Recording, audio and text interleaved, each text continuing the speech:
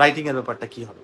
Alright, writing এমন একটা জিনিস, যে কোনো কোচিং সেন্টারে যাই বা যে কোনো যেখানেই আমরা যাই না কেন, দেখা যায় যে রাইটিং এর ইভলিউশনের জন্য বেসিকলি খুব কম চান্স পাই আমরা, যে আমরা রাইটিং এ কি করবো। আচ্ছা, এইটা তো একটা জিনিস আছে যে কম চান্স পাই। সেকেন্ড কথা হচ্ছে, যদি একদমই আউল ফাউল রাইটিং দিয়ে ভরে রাখি, যেখানে অনেক কিছু নিয়ে কাজ করতে হবে, তাহলে কি হবে? তাহলে তো আরো আলটিমেটলি ব্যাগার গেল, আমার সবকিছু ওয়েস্ট হয়ে গেল।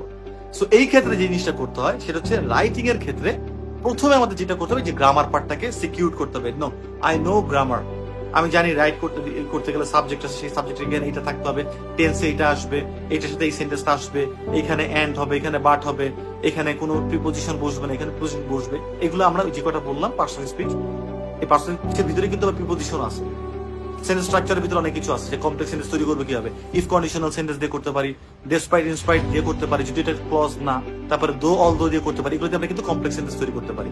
কিছু শর্টকাট ওয়ে আছে, very easy, very easy.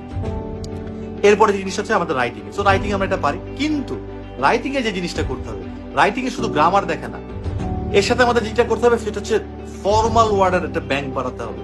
Formal word only আমরা যদি ফর্মাল ওয়ার্ড দিয়ে রিপ্লেস করতে পারি, অনলি ফর্মাল ওয়ার্ড দিয়ে রিপ্লেস যদি করি, 0.5 থেকে 1 এন্টায়ার ব্যান্ড বেড়ে যাবে, এন্টায়ার 1 ব্যান্ড বেড়ে যাবে।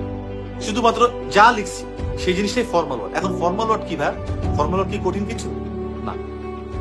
ফর্মাল ওয়ার্ড সবই সোজা, সবই তুমি আমি সবাই পারি। যেমন আমরা জানি না হেল্প, হেল্প মানে কি? সাহায্য করা। হেল্পের ফর্মাল হচ্ছে অ্যাসিস্ট করা। তার মানে ফর্মাল ওয়ার্ড এরকম না, it is related with this. এই যে রিলেটেড বললাম, এটা না বলে অ্যাসোসিয়েটেড, ইট ইজ অ্যাসোসিয়েটেড।